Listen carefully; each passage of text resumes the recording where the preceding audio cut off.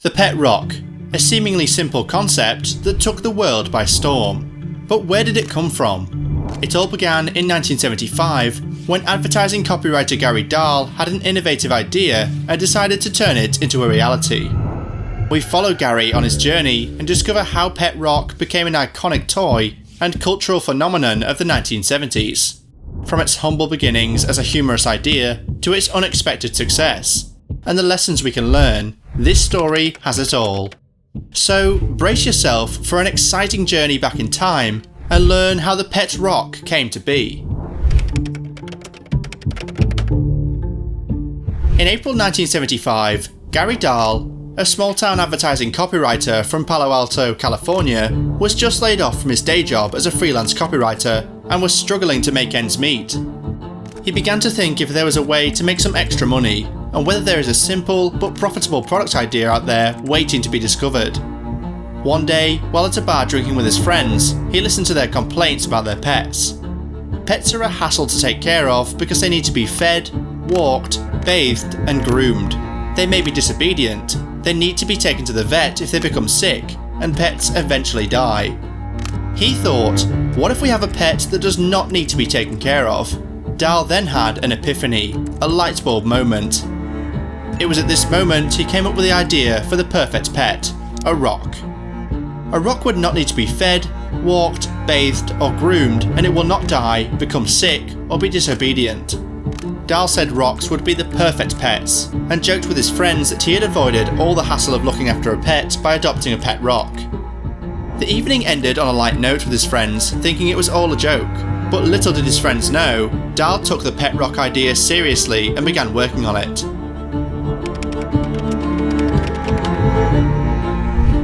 Dahl was convinced he had an opportunity to create a hit product.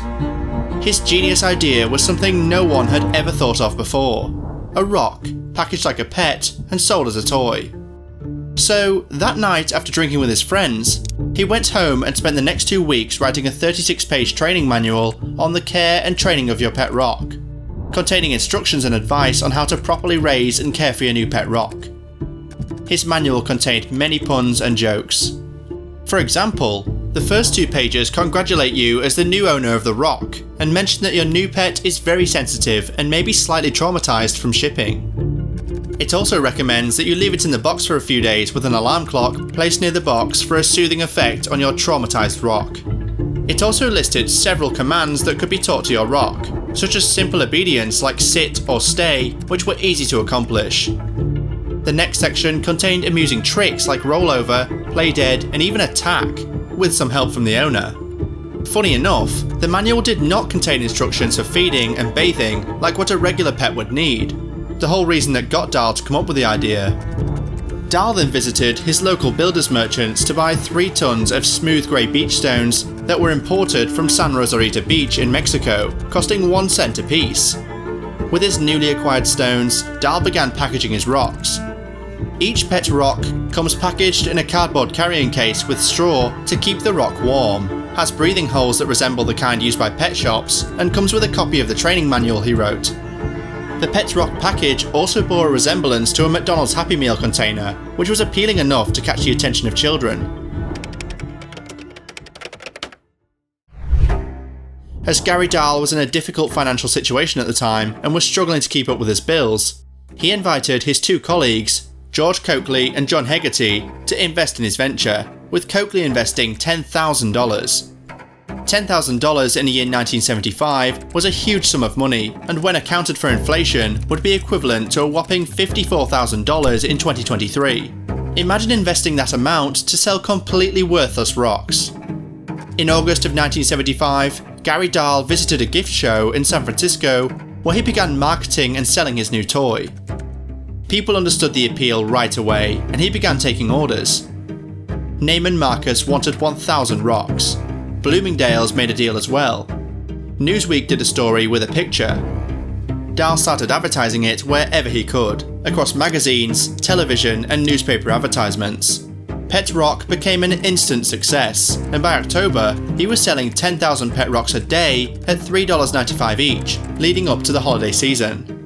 As Christmas approached, pet rocks were outdoing Silly Putty, Shrinky Dinks, and Clackers as the toy craze of the season. The success of Pet Rock was overwhelming, with demand exceeding supply. To keep up with the demand, Dahl hired a team of people to help him package and ship the rocks. Dahl also launched his own company, Rock Bottom Productions, to market and sell Pet Rock. The name of his company itself was another joke. "You've reached rock bottom" is how the receptionist answered their phone, and the fact that Dahl had hit rock bottom financially before coming up with the idea for the Pet Rock.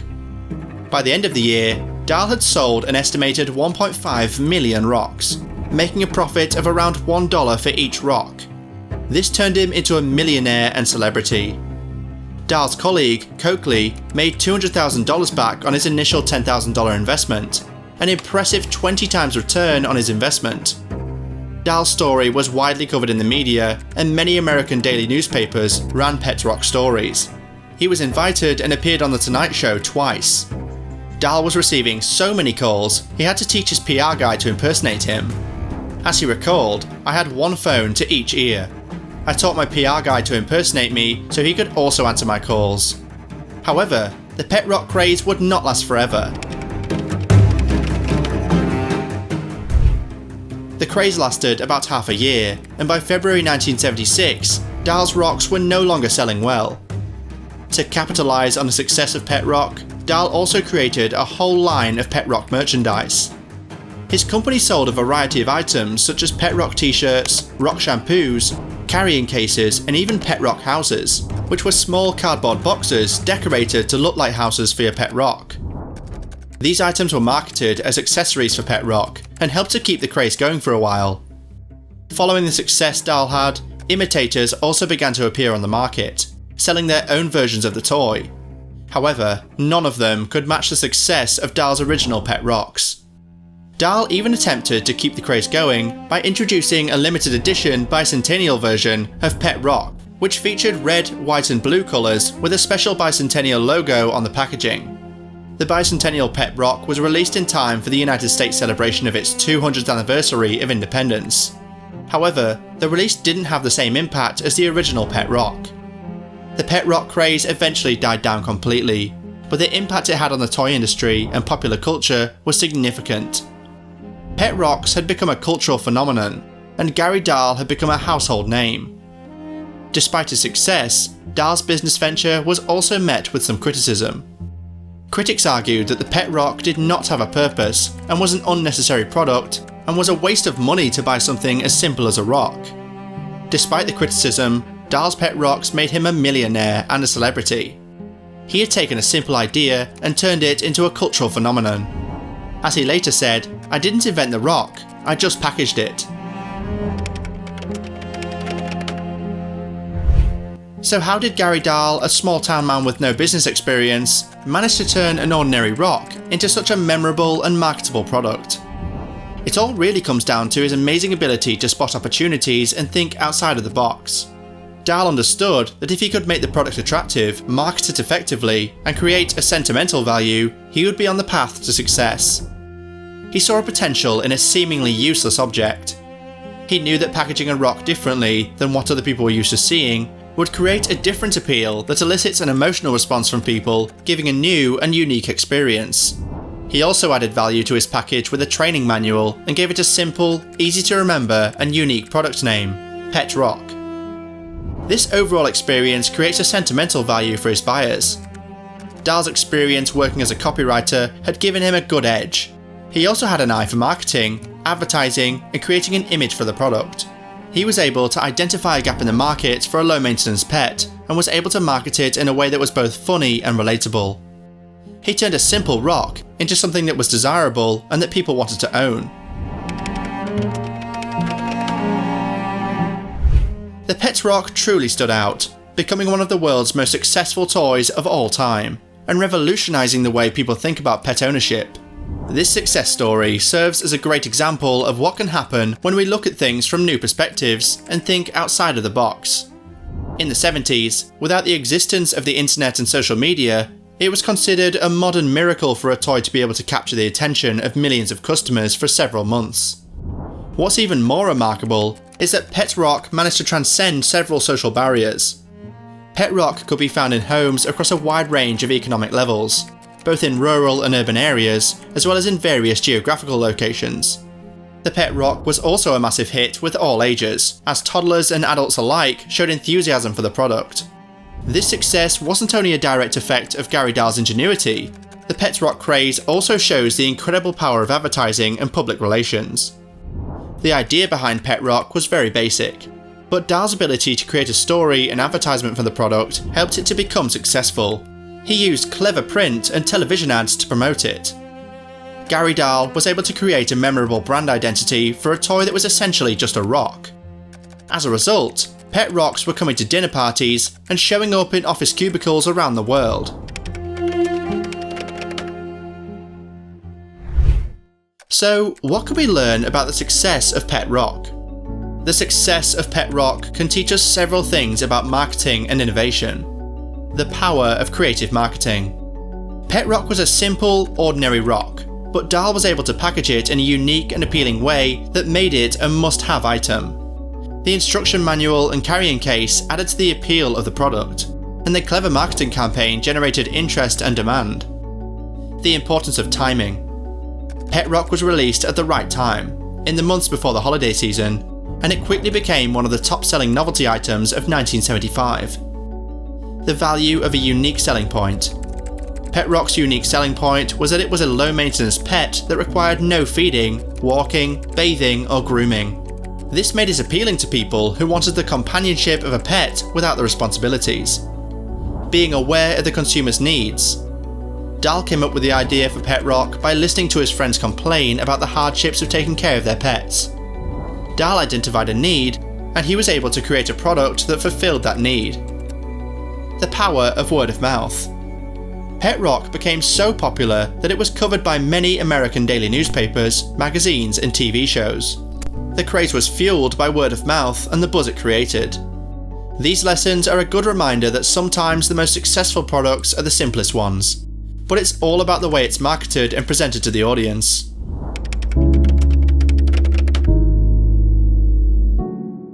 The pet rock has been referenced throughout popular culture, which proves that this toy is truly embedded in the public's memory. It's easy to forget that pet rock was one of the first viral sensations of the modern age. In the 1999 comedy film Office Space, Tom Smikowski, portrayed by Richard Riel, cites the pet rock as a lucrative idea that made its inventor a millionaire. This ultimately prompts him to produce his own invention, a jump to conclusions floor mat. In the SpongeBob SquarePants Season 3 episode, The Great Snail Race, Patrick Star is portrayed with his pet rock. In Minions: The Rise of Gru, released in 2022, Otto traded the Zodiac Stone for a pet rock. To promote the film, Sabec Limited released an official pet rock game for Nintendo Switch and mobile phones. Pet rocks were also referenced in comics, such as the popular comic strip Peanuts by Charles M. Schulz. Perhaps most popularly, Zoe from Sesame Street owns a pet rock called Rocco. A video of Elmo from Sesame Street shouting at Zoe's pet rock went viral in 2022. Even in the 21st century, pet rock still has a place in popular culture. So, what can we learn from the impact of pet rock on popular culture? Firstly, it shows that success isn't always tangible, but sometimes lies within how much people entertain and remember it. Pet rock is still talked about today, and it will remain in our memories as one of the few phenomena of its kind. Secondly, it's a reminder that originality and humour can take something that seems trivial and grant it a legacy. In other words, you can make your ideas both humorous and successful. The pet rock craze of the 1970s was a unique phenomenon in the world of business and pop culture.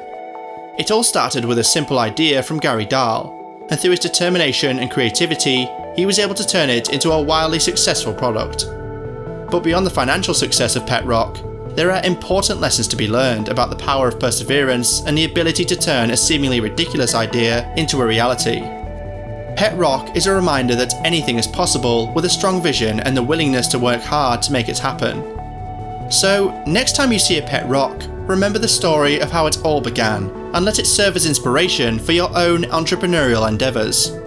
Ultimately, Gary Dahl passed on this advice to those who follow in his footsteps: to be creative, think outside the box, and be willing to take risks to achieve success. Do you want to watch more videos like this one? If so, please subscribe to our channel, because we bring mini documentaries about businesses you will love to know about. Thanks for watching.